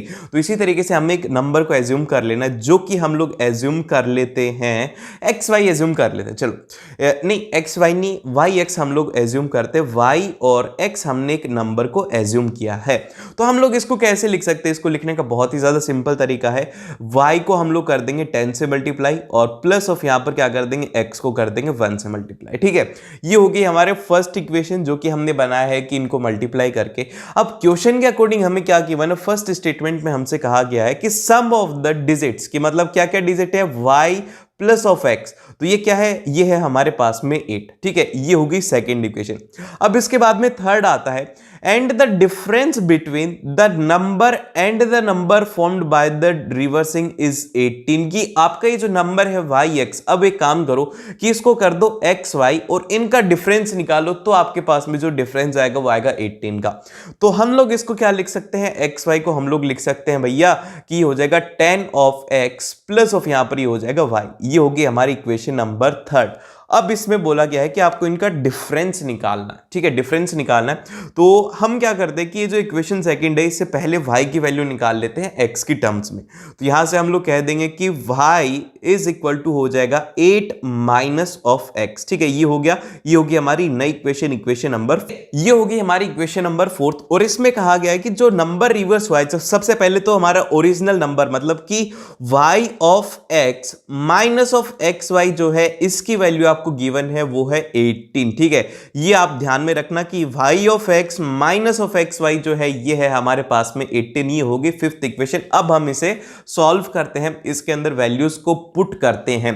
तो हम लोग इसके अंदर जब वैल्यूज को पुट करेंगे, जो कि हमारी क्या इक्वेशन थी, वो थी y of x minus of x y, तो हम लोग लिख देंगे 10 ऑफ y प्लस ऑफ यहां पर आ जाएगा x और यहां पर माइनस ऑफ यहां पे हम लोग लिख देंगे 10 ऑफ x और प्लस ऑफ यहां पे आ जाएगा y is equal to given है 18। ठीक है, अब हम इसको थोड़ा सा सिंप्लीफाई करते हैं, तो ये क्या हो जाएगा, ये हो जाएगा 10y माइनस वाई, तो ये कितना आ जाएगा, ये आ जाएगा 9y और माइनस ऑफ यहाँ पर 10x है और प्लस ऑफ 9x है, तो ये हो जाएगा 9x इज इक्वल टू हो जाएगा 18 और 9 से हम लोग इसको कैंसिल आउट कर देंगे, यहाँ पे 2 हो जाएगा, तो ये हो जाएगा y minus of x is equal to 2 और हमने यहाँ से वैल्यू निकाली थी y is equal to 8 minus x, तो वही हम लोग यहाँ पे पुट कर देते इस इक्वेशन में 8 माइनस ऑफ एक्स और minus x is equal to यहाँ पे हो जाएगा 2 और यहाँ से जब आप x की वैल्यू सॉल्व करेंगे तो आपके पास में आ जाएगा 3 इसकी वैल्यू आ जाएगी। ठीक है, और यहाँ से आप y की वैल्यू निकालोगे तो y की वैल्यू हम लोगों ने क्या निकाली थी, वो निकाली थी 8 माइनस ऑफ एक्स, तो यहाँ से y की वैल्यू आ जाएगी, वो आ जाएगी 5 और हमारा जो नंबर फॉर्म होगा,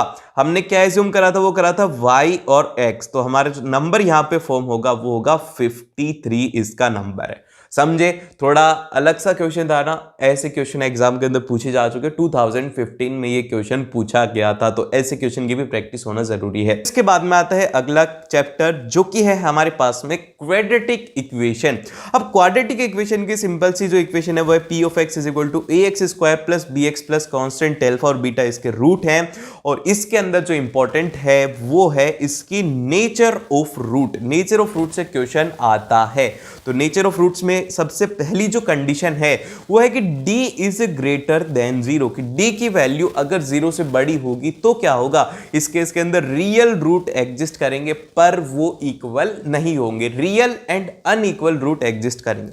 और अगर मान लो कि d की वैल्यू 0 हो जाती है तो d की वैल्यू 0 होने पर क्या होता है कि रियल एंड इक्वल रूट यहां पे हमारे पास में फॉर्म होते हैं और रियल एंड इक्वल रूट रहते हैं जिनकी वैल्यू क्या होती है, ये एडिशनल है। अगर एग्जाम के अंदर दे दिया जाए कि इक्वल रूट हैं तो आप सीधा से यहां पर लगा देना कि जो रूट होंगे या फिर जो 0 होगा वो क्या हो जाएगा, वो हो जाएगा minus of b bye 2a हो जाएंगे उसके रूट। सीधा इस फॉर्मूले से निकाल सकते हो, आपको फॉर्मूला लगाने की जरूरत नहीं, सीधा वैल्यू लिखना माइनस ऑफ b अपॉन में 2a, तो आपके पास में उसके आ जाएंगे रूट जो कि इक्वल रहने वाले हैं।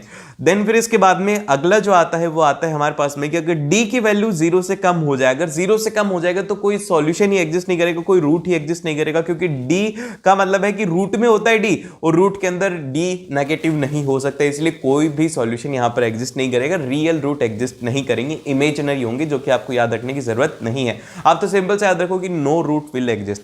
अब इसके बाद में नोट करके एक बार थोड़ा सा फॉर्मूला भी देख लेते हैं कि जो हमारा डिस्क्रिमिनेंट होता है वो क्या होता है।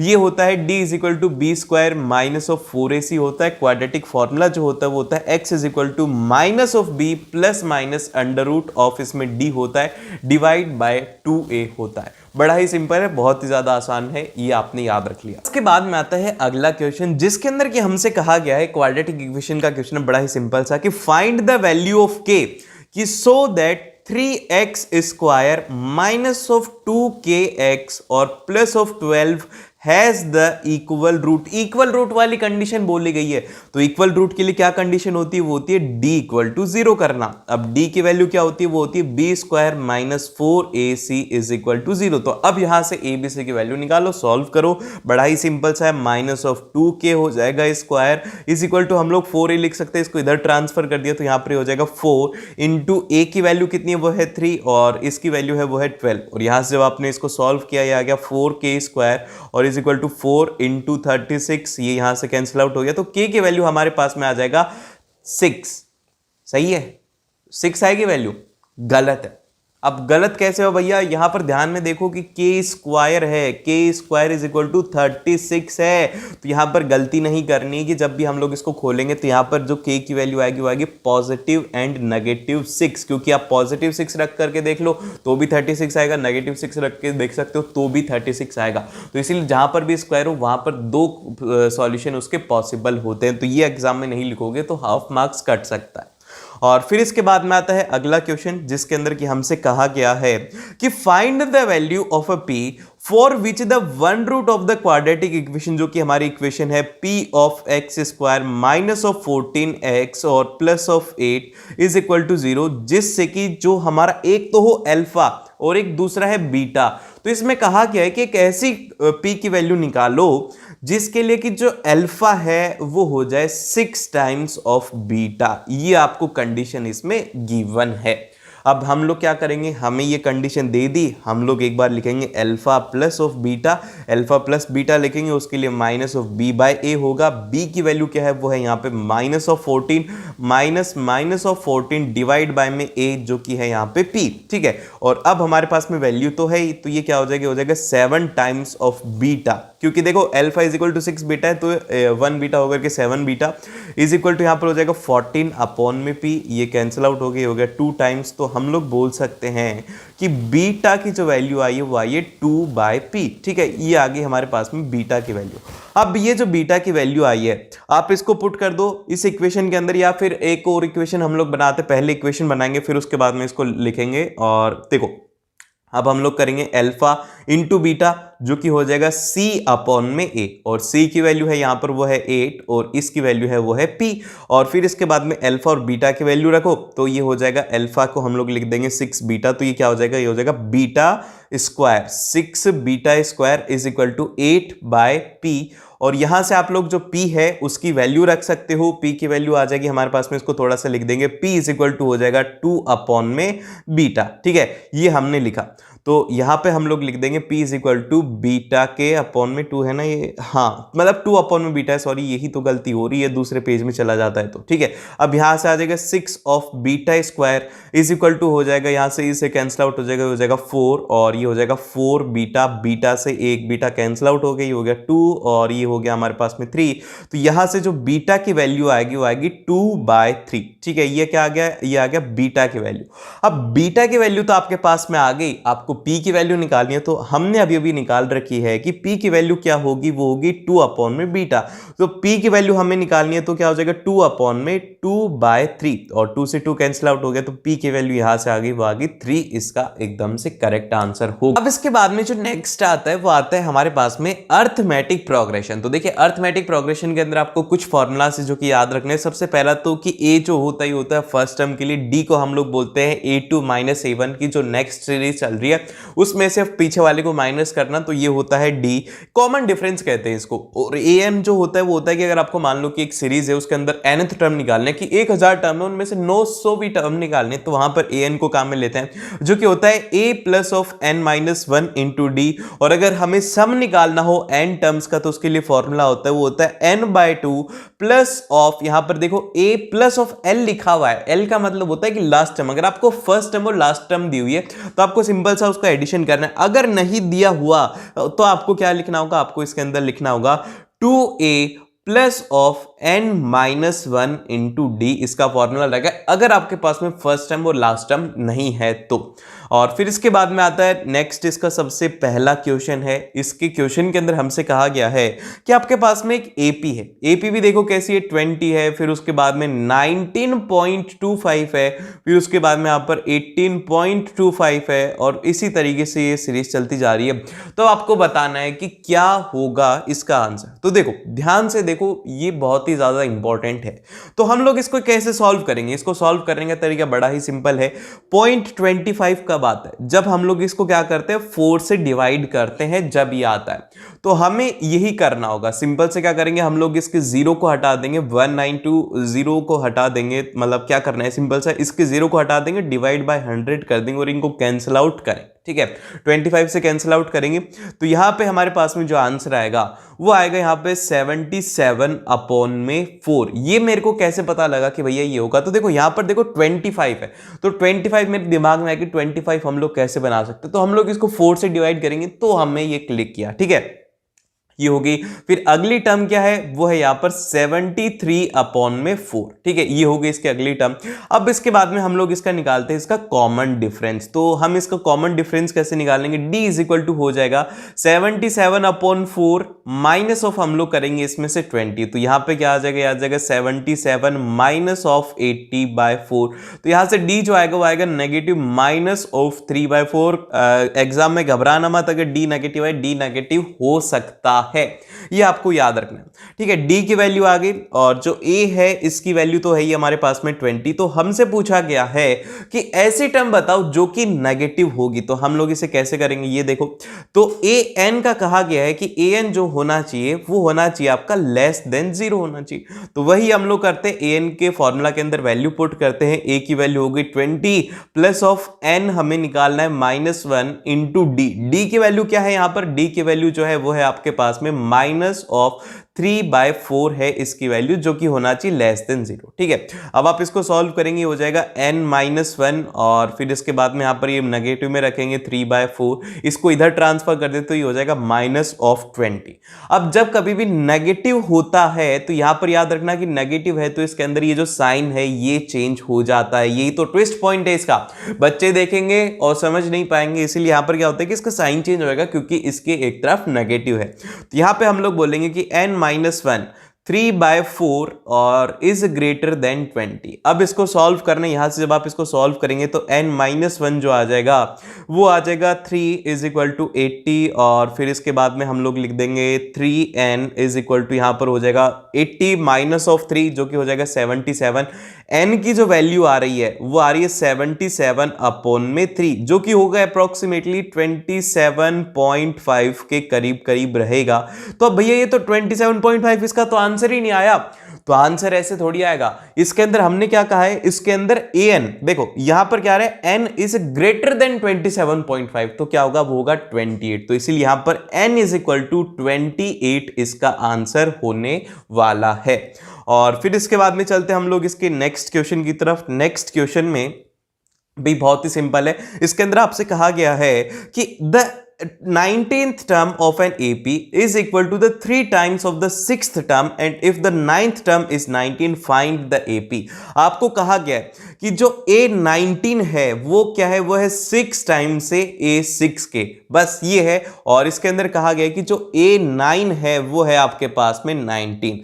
तो अभी पहले हम लोग A9 से थोड़ा सा कुछ सॉल्व करते हैं, तो ये क्या बोलेंगे, A plus of 8D is equal to हम लोग बोल देंगे 19। ये होगी हमारी पहली इक्वेशन। अब इसको सॉल्व करते हैं, इसके लिए क्या बोलेंगे, A प्लस ऑफ यहां पर 18D और इज इक्वल टू हो जाएगा 6 इंटू हम लोग बोलेंगे A प्लस ऑफ यहां पे हो गया 5D। ठीक है, अब आप इसको सॉल्व करें, तो इसको जब आप सॉल्व करेंगे तो यहां से हो जाएगा हमारे पास में A प्लस ऑफ 18D और इज इक्वल टू हो जाएगा 6A और प्लस ऑफ यहां पर हो जाएगा 30D।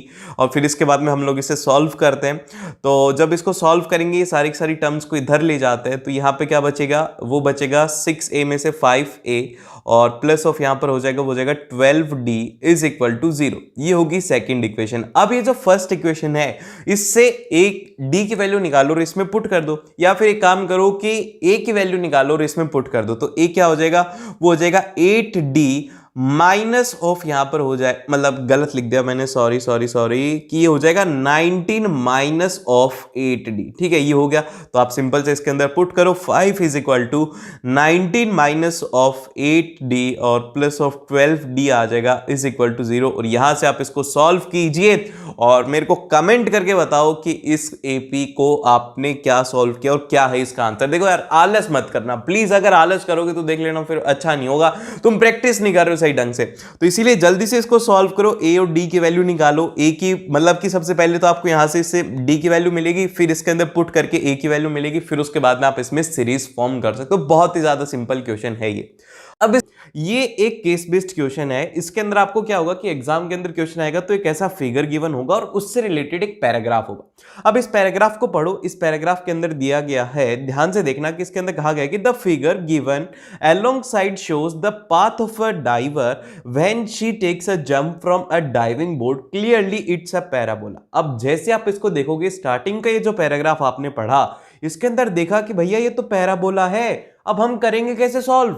अब देखो, यही तो एग्जामिनर आपके साथ में एग्जाम में खेल करता है, वो आपको कुछ ना कुछ ऐसा वर्ड देगा जिसको सुनकर के अब आप है ना थोड़े डर जाओ और फिर उसके बाद में आप गलती कर दो। लेकिन आपको एग्जामिनर के अकॉर्डिंग नहीं चलना, आपको आगे का क्वेश्चन पढ़ना है, ठीक है। अब इसके बाद में जो नेक्स्ट इसमें कहा गया है, इसमें कहा गया है कि जो any was standing on a diving board, जो कि 48 फीट है, कितना है वो है 48 फीट उसकी हाइट है, above the water level, and she took a dive into the pool. के मतलब ये यहां पर ये जो हाइट दी हुई है ना, ये कितनी है, ये है आपके पास में 48 मीटर, और ये 48 मीटर से क्या कर रही है, छलांग लगा रही है पानी के अंदर। अब इसके बाद में कहा गया है कि her feet in the height above the water level at any time T, और यहां पर ये जो हाइट है उसकी यहां पे रिप्रेजेंट करी जा रही है एच टी से, और ये जो टी है यहां पर वो बता रहा है कि टाइम। और फिर इसके बाद में आता है कि टाइम सेकंड्स में, और आपको ये पॉलिनोमियल गिवन है। तो अब जब आप इसको पढ़ रहे हो तो आपको पता लग रहा है कि भैया ये तो पेयर ऑफ लीनियर इक्वेशन से है, हम तो पैराबोला का नाम सुनते ही डर गए, तो इसीलिए डरना नहीं है। अब इस इक्वेशन को, आप इस क्वेश्चन को समझ के, इस क्वेश्चन के अंदर कुछ भी नहीं कहा गया, इसके अंदर कहा गया है कि जो हमारी एनी है वो क्या है, एक हाइट के ऊपर है, और वो हाइट के ऊपर से जंप कर रही है। तो ये जो पाथ होता है ना, जैसे कि आपने देखा होगा मूवीज में कि वो ऐसे जंप करता है, तो उनका जो पाथ होता है वो होता है पैराबोला। तो वही यहां पर पैराबोला का नाम है, सिर्फ और सिर्फ उस फिगर का नाम है। लेकिन जो एक्चुअल क्वेश्चन है वो ये है, ये इक्वेशन आपको गिवन है। इस इक्वेशन को एक बार बता देता हूं, ये है माइनस ऑफ 16t स्क्वायर और प्लस ऑफ 8t और प्लस ऑफ हो गया k, ठीक है। अब इस इक्वेशन को हमें सॉल्व करना। अब देखो क्वेश्चन क्या पूछा जाएगा। अब इसमें क्वेश्चन हमसे पूछा गया है कि what is the value of k। हमारी ये जो h ऑफ t है minus of 16t square plus of यहां पर 8t और प्लस ऑफ k, ठीक है। तो इसके अंदर पूछा गया कि आपके k की वैल्यू क्या होगी। तो अब देखो, स्टार्टिंग के अंदर हमें पता है कि जब वो डाइविंग बोर्ड के ऊपर थी, मतलब इनिशियली क्या होता है, इनिशियली का मतलब होता है t इक्वल टू 0, मतलब कि वो उस टाइम के ऊपर कुछ भी नहीं हो रहा, वो उसी के ऊपर खड़ी है। तो हमें हाइट गिवन है, हाइट कितनी है, वो है 48 मीटर। तो हमारी जो इक्वेशन है, इक्वेशन नंबर 1, हम इसमें क्या करेंगे, इसके अंदर हम लोग ये करने वाले हैं कि जो हमारी फर्स्ट इक्वेशन है इसके अंदर t की वैल्यू को क्या करेंगे, 0 पुट कर देंगे। और हमें यहां पर दिया हुआ है कि h ऑफ 0 मतलब कि जब इनिशियली वो खड़ी थी डाइविंग बोर्ड के ऊपर, उसकी हाइट थी 48 मीटर। तो यही हम लोग करेंगे, h ऑफ 0 जो कि है is equal to minus of 16 into 0 का होल स्क्वायर और प्लस ऑफ 8 इंटू 0, और यहां पर आ जाएगा प्लस ऑफ k। तो जब आप इसको सॉल्व करेंगे तो आ जाएगा 48, और ये यहां पर 0 से 0 हो गया, ये भी 0 हो गया, तो k की वैल्यू यहां से आ जाएगी 48, और इसका जो करेक्ट ऑप्शन हो जाएगा सी ऑप्शन एकदम से करेक्ट हो जाएगा। समझे, इसके अंदर कंसेप्ट है, कंसेप्ट आपको सिंपल सा थोड़ा सा दिमाग लगाना था कि जब वो डाइव नहीं कर रही थी, मतलब कि इनिशियली वो रेस्ट के ऊपर थी, तो कितनी हाइट के ऊपर थी, वो उसके ऊपर खड़ी होकर ना डाइविंग बोर्ड के ऊपर, मतलब कि उसने जंप करना स्टार्ट नहीं करा। तो इसीलिए क्या हो गया, t इक्वल टू 0 हमने यहां पर एक कंडीशन ली है, ठीक है, समझ गए। और फिर इसके बाद में अगला क्वेश्चन आता है। अगले क्वेश्चन में हमसे कहा गया है कि at what time she touches the water in the pool, कि वो पूल के अंदर जो वाटर है उसको कब टच करेगी। तो हमारी जो इक्वेशन है h of t is equal to minus of 16t square और यहां पर प्लस ऑफ 8t, और k की वैल्यू हमने निकाली वो हो गई 48। अब इसके अंदर ये कह रही है कि ये बताओ t की वैल्यू कि जब वो पुल को टच करेगी। तो अब देखो यहां पर हमें हाइट दिया हुआ है, कितना हाइट दिया हुआ है, हाइट जो है वो है 48 मीटर की। भैया वो 48 मीटर की ऊंचाई के ऊपर बैठी है। अब जब वो नीचे आएगी तो क्या होगी, यहां पर हाइट कितनी हो जाएगी, जब वो पुल को टच करेगी तो ग्राउंड लेवल के ऊपर होता है पुल का पानी, तो यहां पर क्या हो जाएगा, हाइट की जो वैल्यू है इस टाइम पर h ऑफ t जो है इसको हम लोग 0 इक्वेट करेंगे और फिर इस इक्वेशन को सॉल्व करेंगे, जैसे कि हम लोग एक क्वाड्रेटिक इक्वेशन को सॉल्व करते। तो सॉल्व करते भैया, सॉल्व करेंगे तो यहां पर क्या आ जाएगा, माइनस ऑफ 16t स्क्वायर और यहां पर आ जाएगा प्लस ऑफ 8t और plus of 48 is equal to 0। ठीक है, ये होगी हमारी इक्वेशन नंबर 1। अब माइनस को बाहर लेते हैं, तो माइनस को बाहर लेंगे और तो यहां पे क्या हो जाएगा, माइनस को भी बाहर ले लेते हैं और इसमें से जो कॉमन टर्म आ रही है 8 को कॉमन ले लेते हैं। ठीक है, माइनस ऑफ 8 को हमने कॉमन ले लिया, तो ये क्या हो जाएगा 2t square minus of t और 48 का क्या हो जाएगा, ये हो जाएगा minus of 6 is equal to 0।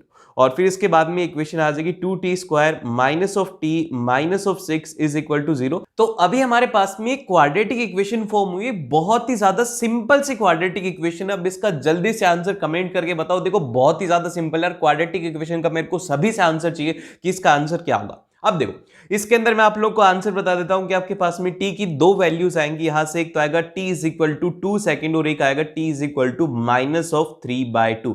और टाइम कभी भी नेगेटिव में नहीं होता, तो इस वैल्यू को हम लोग नेग्लेक्ट कर देंगे और 2 सेकेंड इसका करेक्ट आंसर होगा। किसने सही आंसर दिया है, जिसने नहीं सॉल्व किया ना अगले वाला सॉल्व कर रहा है। ठीक है, देखो ऐसे आलसी मत बनो, अगर ऐसे आलसी रहोगे, कैलकुलेशन नहीं करोगे तो एग्जाम के अंदर सिली मिस्टेक हो सकती है। अब इसके बाद में आता है अगला क्वेश्चन। ये क्वेश्चन मैं 100% गारंटी के साथ में कह सकता हूं कि आप सभी इसको गलत करने वाले हो। अब देखो मैं बोल रहा हूं कि गलत करोगे, तो अगर विश्वास नहीं हो रहा करके देख लेना। देखो इसके अंदर कहा गया है कि रीता's height in feet above the water level is given by another polynomial, जो कि है हमारा pt, और इसकी जीरो गिवन है -1, 2 इसके जीरोस गिवन है। और इसमें कहा गया है कि pt को हम कैसे निकालें। जल्दी से इसका सॉल्व कर दो यार, तुम तो बहुत स्मार्ट हो, कर सकते हो ना। वो वाली इक्वेशन लगा देना, x square minus of x into sum और प्लस ऑफ प्रोडक्ट लगा देना, तुम्हारा आंसर आ जाएगा। ठीक है, और इज इक्वल टू 0 करके निकाल दें तो तुम्हारा आंसर आ जाएगा। और ऑप्शन नंबर ए तुम्हारा एकदम से बहुत सारे स्टूडेंट का आंसर है,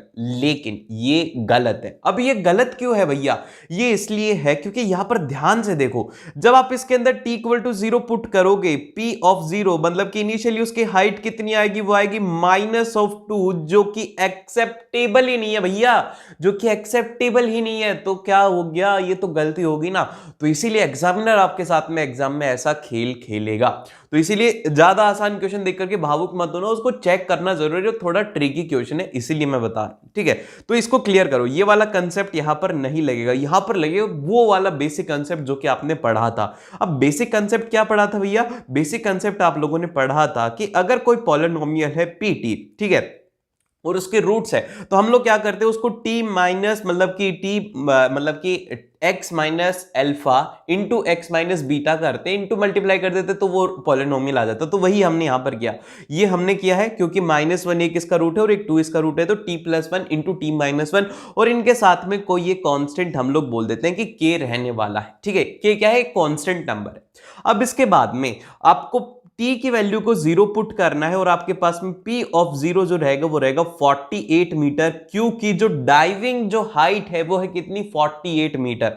तो यहां से जब आप इसको सॉल्व करेंगे आ जाएगा 48 इज इक्वल टू यहां पर आ जाएगा k इंटू 0 और प्लस में आ जाएगा 1 और यहां पर आ जाएगा 0 -2 और यहां से आपके पास में k की जो वैल्यू आएगी वो आने वाली है आपके पास में 0 -2 और यहां पर आ जाएगा -24 उसकी वैल्यू आ जाएगी। ठीक है, -24 उसकी वैल्यू आ गई, और जो आप इसके अंदर वैल्यू रख देंगे pt के अंदर, pt इज इक्वल टू यहां पर आ जाएगा हमारे पास में -24 इंटू आपके पास में t+1 इंटू t-2। ये इस तरीके से आपको सॉल्व करना और आपका आंसर आ जाएगा। ठीक है, थोड़ा सा ध्यान रखना, इसीलिए ये मैंने कहा था कि बहुत ही ज्यादा इंपॉर्टेंट है। और फिर इसके बाद में चलते हैं हम लोग नेक्स्ट क्वेश्चन की तरफ। नेक्स्ट क्वेश्चन में हमसे कहा गया है कि the zeros of a polynomial, जो कि हमारा पॉलिनोमियल क्या है, वो है r of t is equal to है माइनस ऑफ 12 टी स्क्वायर और यहां पर आ जाएगा plus of k into minus, मतलब कि के -3 और मैं मल्टीप्लाई कर रहा हूं, के -3 इंटू और टी और फिर इसके बाद में प्लस ऑफ 40 है। ठीक है, अब इसके अंदर कहा गया है कि यहां पे जो इसके रूट है, मतलब कि अल्फा और जो बीटा इसके रूट है ना, वो कैसे हैं, नेगेटिव ऑफ ईच अदर है। कि अगर एक रूट है अल्फा तो बीटा क्या है, वो है इसका माइनस ऑफ अल्फा।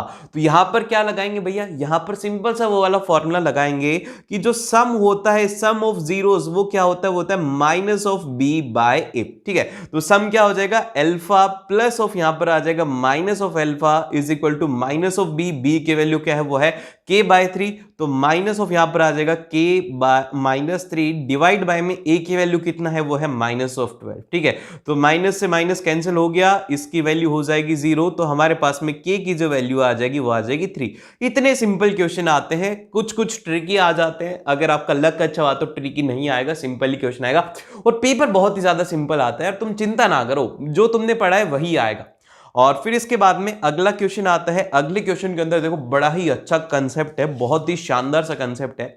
इसके अंदर कहा गया है कि pushups are the fast and effective exercise for building the strength. कि भैया पुशअप्स निकाला करो तुम भी, अगर तुम्हें तुम्हारी बॉडी बनानी है तो पुशअप्स निकाला करो। And these are helpful in almost all the sports including the athletics. While in the pushups primary target the muscles of the chest, arms, shoulders and support the required from the other muscles helping tuning up the whole body. तो भैया simple सा आपको pushups के बारे में बता दिया। ये जो पैरा है, ये केस स्टडी है, ये आपको पुशअप्स के बारे में बता रही है कि आपको किस तरीके से पुशअप्स निकालनी चाहिए। ऐसे पुशअप्स निकाल, इससे हमें मतलब नहीं। क्वेश्चन कहां से आएगा, क्वेश्चन आएगा यहां से। ये है इसका मेन पार्ट। इसके अंदर हमसे क्या कहा गया वो ध्यान से देखो। इसके अंदर क्या है, इसके अंदर जो हमारा नीतीश है, Nitish wants to participate in the pushup challenge. की वो पुशअप चैलेंज के अंदर पार्टिसिपेट कर सकता है। And he can currently make the 3000 pushups in hour. भैया 1 घंटे के अंदर कितनी निकाल सकता है, हम इस डेटा को लिखते हुए चलते हैं कि 1 घंटे में वो कितनी पुशअप्स निकाल लेता है। करंटली में 3000 पुशअप्स 1 घंटे में। ऐसा तो यार ये कोई सच्चा ही डेटा दे देते तो झूठ है, 3000 pushups. And but he wants to achieve the target of 3900 pushups in 1 hour. वो चाहता है कि यार मैं ना 3900 पुशअप्स निकाल लूं 1 घंटे के अंदर। तो उसका टारगेट क्या है, उसका टारगेट हम लोग लिख देते हैं कि उसका टारगेट जो है वो है हमारे पास में 1 घंटे के अंदर कितना निकालना है उसको, 3900 उसको पुशअप्स निकाल। ठीक है, और फिर इसके बाद में आगे इस क्वेश्चन में कहा गया है कि एंड ही प्रैक्टिस रेगुलरली, और प्रैक्टिस रेगुलरली कर रहा है। And with each day of practice he is able to make the 5 more pushups. और जैसे जैसे वो प्रैक्टिस करता है, जैसे कि अगर आज उसने 3000 निकाले तो अगले दिन वो 3005 निकालेगा, उसके अगले दिन 3010 निकालेगा in 1 hour as compare to the previous day. And if on the first day of practice he makes the 3000 pushups and continues to practice till his target is achieved. कि भैया स्टार्टिंग पहले दिन तो 3000 निकालता है और जब तक करता है जब तक कि वो उस टारगेट को अचीव करता है। And keep the above situation in mind and answer the following question. और आपको आंसर करना है इन सिचुएशन का। तो अब देखो ध्यान से देखो क्या हो रहा है कि जो हमारा क्या है, उसका नाम भूल गए यार, जो भी है, जो फर्स्ट डे में कितनी पुशअप्स निकाल रहा है, फर्स्ट डे के अंदर जो टोटल नंबर ऑफ पुशअप्स निकाल रहा है वो निकाल रहा है 3000, और उसके अंदर +5 कर दोगे तो क्या आ जाएगा, सेकेंड डे की पुशअप्स आ जाएंगे। तो सेकेंड डे वो कितनी निकाल रहे हैं, वो निकाल रहे हैं 3005, और फिर थर्ड डे में +5 करेंगे तो यहां पर आ जाएगा 3010। तो यहां पर ध्यान से देखो कि कंटिन्यू एक चीज ऐड हो रही है। कंटिन्यू अगर एक नंबर ऐड होता है तो इस सीरीज को हम लोग कहते हैं, वो कहते हैं अर्थमेटिक सीरीज। तो यहां पे जो अर्थमेटिक सीरीज फॉर्म होगी वो कैसी फॉर्म होगी, अर्थमेटिक सीरीज को हम लोग जो हमारी एपी बोल रहे हैं क्वेश्चन के अंदर, वो क्या फॉर्म होगी, वो स्टार्टिंग में हो जाएगी 3000, फिर उसके बाद में जो नेक्स्ट होगा वो होगा 3005, और फिर वो थर्ड दिन कितनी निकालेगा, वो निकालेगा 3010, और फिर उसके अगले दिन निकालेगा 3015, और ऐसे ही निकालता रहेगा जब तक कि वो 3900 पुशअप्स नहीं निकालता है। तो देखो अब इसके अंदर जो सबसे पहली जो टर्म है वो होती है हमारी फर्स्ट टर्म। तो ए की वैल्यू यहां से आ जाएगी, वो आ जाएगी 3000, और फिर इसके बाद में डी की जो वैल्यू है हर एक दिन 5 बढ़ा रहे तो डी की वैल्यू आ गई 5, और जो लास्ट टर्म है जो कि हमें गिवन है वो है एल, जो कि है 3900, ये है इसकी लास्ट टर्म। अब देखो क्वेश्चन में हमसे क्या पूछा गया, क्वेश्चन में हमसे पूछा गया है कि form AP representing the number of the pushups per day, hence the find the minimum number of days he needs to practice before he his goal is accomplished, कि जब तक उसका गोल कंप्लीट होगा कितने उसको मिनिमम दिन चाहिए। तो भैया सिंपल से आपसे यहां पर n की वैल्यू पूछी है, आपको लास्ट टर्म दे दिया तो लास्ट टर्म का फॉर्मूला लगाओ, लास्ट टर्म का यहां पर फॉर्मूला लगाओगे तो ये हो जाएगा an is equal to a plus of n minus 1 into d, और ये सारी की सारी खीर आपके सामने पड़ी है। तो हम लोग इसको कहेंगे कि भैया 3900 इज इक्वल टू 3000 और यहां पर आ जाएगा plus of n minus 1 into 5। ठीक है, इसको आप सॉल्व करेंगे तो आपके पास में n की जो वैल्यू आएगी वो आएगी आपके पास में 181 वैल्यू आएगी। यार अब इसको सॉल्व करके नहीं दिखाऊंगा, सॉल्व खुद से करना, कैलकुलेशन करना खुद से। अब यहां पर n इज इक्वल टू 181 है, तो क्या 181 इसका आंसर होगा? नहीं, इसके अंदर पूछा गया कि मिनिमम डेज ऑफ प्रैक्टिस की उसको कितने मिनिमम डेज चाहिए कि वो उसको कर ले। तो पहले दिन तो वो 3000 कर ही पा रहे हैं ना, तो इसीलिए हमारा जो आंसर होगा इसके अंदर से 1 हम लोग सब्ट्रैक्ट करेंगे, क्योंकि इसके अंदर उसको कितने दिन के रिक्वायरमेंट है प्रैक्टिस और करने की, वो है 180 दिन की, क्योंकि पहले दिन तो वो 3000 कर रहा है तो वो हम लोग इंक्लूड नहीं करेंगे। तो जो इसका आंसर होगा वो होगा 180, इसका आंसर होगा n-1 इसका आंसर होगा। अब इसके बाद में आता है इसका सेकंड पार्ट। सेकंड पार्ट में हमसे पूछा गया है कि find the total number of pushups he performed by the Nitesh अब the day his goal is achieved, कि भैया वो बताओ कि उसने कितने पुशअप्स निकाल लिए अभी तक जब तक उसका गोल अचीव हुआ। तो पहले दिन वो 3000 निकाल रहा है और लास्ट वाले दिन कितनी निकाल रहे, वो निकाल रहे 3900। तो आपको इनको ऐड करते जाना है। तो सिंपल सा क्या बोलना चाह रहे हैं कि आप सम ऑफ एपी करो। तो सम ऑफ एपी का फॉर्मूला क्या होता है, SN is equal to n/2 और इनटू यहां पर होता है 2a plus of n minus 1 into d, और वो वैल्यूज पुट करो, सॉल्व करो। अरे नहीं यार, स्मार्ट बनो, गधा नहीं, थोड़े स्मार्ट वर्क करो। ये इसको आप क्या लिख सकते हो, एक ए को अलग कर दो, एक ए को इसके साथ में लिख दो, तो ये क्या हो जाएगा, हो जाएगा l, और यहां पर एक बच जाएगा a, तो ये हम लोग लिख देंगे a प्लस r, और l की वैल्यू हमें गिवन है, a की वैल्यू गिवन है। सिंपल सा वैल्यू पुट करो, n की वैल्यू अभी भी निकाली थी 180 डिवाइडेड बाय में 2, और a की वैल्यू है 3000 और फिर इसके साथ में इसकी वैल्यू है 3900। ठीक है, ये हो गया, और इसको जल्दी से इसको सॉल्व करो और इसका आंसर निकालो। इसके बाद में आता है अगला क्वेश्चन। देखो ये जो अगला क्वेश्चन है, ऐसे क्वेश्चन आपके एग्जाम के अंदर पूछे जाएंगे और मैक्सिमम प्रोबेबिलिटी के अगर ट्रिग्नोमेट्री से आपके पास में केस बेस्ड क्वेश्चन आएगा तो ऐसा ही क्वेश्चन आने वाला है।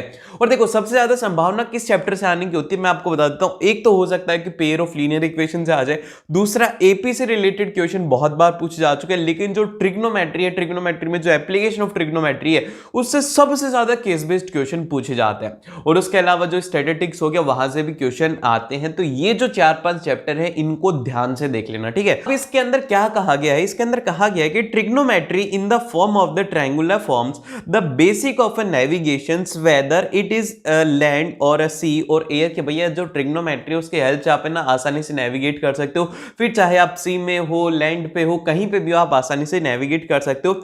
And GPS a radio navigation system helps to locate our position on the earth with the help of the satellite. भैया ये इंफॉर्मेशन सिंपल से दी हुई है कि जीपीएस की हेल्प से आप सैटेलाइट के थ्रू है ना नेविगेट कर सकते हो धरती के ऊपर। ये तो कॉमन सेंस वाली है, ये कोई काम नहीं होता इस ऊपर वाली का, इसका तो कोई काम भी नहीं है, इससे इसका कोई काम ही नहीं है। काम तो सेकंड वाले पैराग्राफ को होता है, अगर टाइम बचाना है तो इसको पढ़ना मत, सीधा सेकंड के ऊपर जंप कर जाना। इसके अंदर कहा गया है कि a guard is station at the top of the 240 meter की जो हाइट है हमारे की वो कितनी दी हुई, वो दी हुई 240 मीटर दिया हुआ है। एंड फिर इसके बाद में observe an unidentified boat coming towards it, और वो देखता है कि यार ऊपर बैठा हुआ है गार्ड और वो देखता है कि यार एक अनआइडेंटिफाइड ये बोट है, ये क्या है, ये है बोट, ये क्या आ रही है, इसकी तरफ आ रही है। इसके बाद में है कि अ स्लाइनोमीटर और inclinometer is a instrument used for measuring the angle of the slopes, और ये इंस्ट्रूमेंट होता है जिससे कि आप एंगल मेजर कर सकते हो। And the guard use the clinometer to measure the angle of depression, वो क्या करता है कि यहां पर एंगल ऑफ डिप्रेशन को मेजर करता है of the boat coming towards the lighthouse is found to be 30 degree, कि यहां पर जो थीटा की वैल्यू है वो है आपके पास में 30 डिग्री। तो एग्जाम के अंदर क्वेश्चन में सबसे पहले कहा गया कि make the label diagram on the basis of the given information. आपको डायग्राम बनाना है। ये जो क्वेश्चन है ये होगा आपके पास में 2 नंबर का, इसमें से 1 नंबर का आपका डायग्राम होगा। तो डायग्राम अच्छे से ड्रॉ करते हैं, ठीक है, डायग्राम बहुत ही अच्छे से ड्रॉ करते हैं। तो सबसे पहले हम लोग बनाएंगे एक टावर, ठीक है, ये बना लिया हमने। एक टावर है, ये क्या है, ये लाइट हाउस है जिसकी हाइट कितनी है, वो है 240 मीटर इसकी हाइट, ठीक है। ये हो गया हमारा बेस, और बेस को हम लोग ऐसे ड्रॉ कर देते हैं इसका, ठीक है, ये बेस हमने इसका ड्रॉ कर दिया। और यहां पर क्या है, ये है हमारी बोट, ठीक है, ये क्या है, ये है हमारी बोट है, कोई भी एक पोजीशन है जिसके ऊपर ये बोट है। और यहां से, ठीक है, यहां से इसके ऊपर एंगल ऑफ डिप्रेशन बन रहा है, तो हम लोग ऐसे ड्रॉ करते हैं, ठीक है, ये ड्रॉ करते हैं। और फिर इधर एंगल ऑफ डिप्रेशन बोला गया, एंगल ऑफ डिप्रेशन ध्यान रखना, एग्जाम के अंदर गलती मत कर देना। तो यहां पर एंगल ऑफ डिप्रेशन कितना है, ये कितना है, ये है हमारे पास में 30 डिग्री, ठीक है। अब जब ये 30 डिग्री है तो यहां से हम लोग बोल सकते हैं कि ये वाला जो एंगल है ये भी 30 डिग्री होगा। और ये जो डिस्टेंस है हम लोग इनकी मार्किंग कर देते हैं, ये हो गया पॉइंट ए, ये हो गया बी, और ये हो गया सी पॉइंट, ठीक है, ये सी पॉइंट हो गया। अब इसमें हमसे जो पूछा गया वो हम लोग देखते हैं, ठीक है, ये बोल देते कि डिस्टेंस एक्स है क्योंकि ये गिवन नहीं है। हमसे इसमें पूछा गया है कि and the distance of the boat from the foot of the observation tower, कि हमारे जो फुट ऑफ ऑब्जर्वेशन टावर है उससे उसकी डिस्टेंस निकाली। बड़ा ही सिंपल है। इसके अंदर अगर क्वेश्चन आएगा ना तो आंख बंद करके, मैं बता रहा हूं, आंख बंद करके सिंपल सा एक फॉर्मूला लगा देना, वो लगा देना tan का। tan ऑफ 30 डिग्री क्या होगा, tan की वैल्यू क्या होती है, वो होती है हमारे पास में P by b, perpendicular upon में बेस। और ये जो एंगल है इसके सामने वाली साइड परपेंडिकुलर होती है और इसके नीचे वाली साइड होती है बेस। सिंपल सा हमारे पास में परपेंडिकुलर की वैल्यू गिवन है, परपेंडिकुलर की वैल्यू क्या है, वो है यहाँ पर 240, और डिवाइड बाय में हमने जो डिस्टेंस माना है बोट के और लाइट हाउस के बेस के बीच में, वो माना है x, ठीक है। तो यहां से आप इसको सॉल्व करेंगे तो tan ऑफ 30 डिग्री की वैल्यू हो जाती है 1/√3 इज इक्वल टू हो जाएगा 240 अपॉन में x। तो यहां से हम लोग x जो है उसकी वैल्यू निकाल लेंगे, वो हो जाएगा 240 √3 मीटर। और एग्जाम के अंदर यूनिट जरूर से लिख कर के आना, नहीं तो एग्जामिनर नंबर काट लेगा, ठीक है। इसके बाद में आते हैं इसका सेकंड पार्ट। तो इसके सेकंड पार्ट में हमसे कहा गया है कि आफ्टर 10 मिनट्स की 10 मिनट के बाद में क्या होता है कि the guard observe the boat was approaching the tower, कि वो 10 मिनट बाद देखता है कि जो बोट है वो आगे आ रही है, and the distance from the tower is reduced by 240 √3 - 1 meter, उसका डिस्टेंस रिड्यूस हो गया है।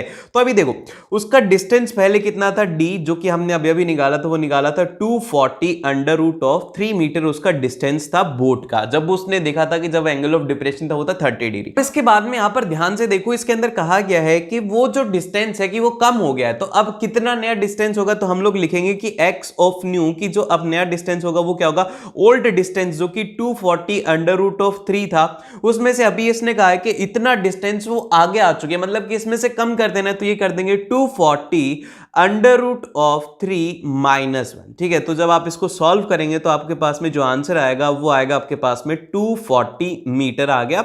x जो न्यू डिस्टेंस है कि अब जो बोट है वो सिर्फ और सिर्फ 240 मीटर दूर है।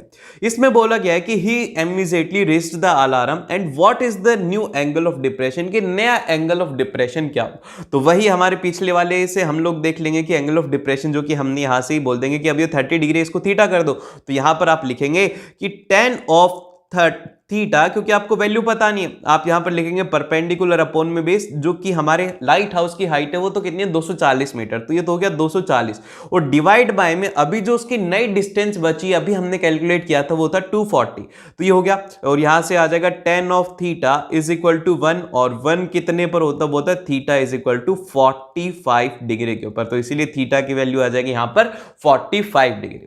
और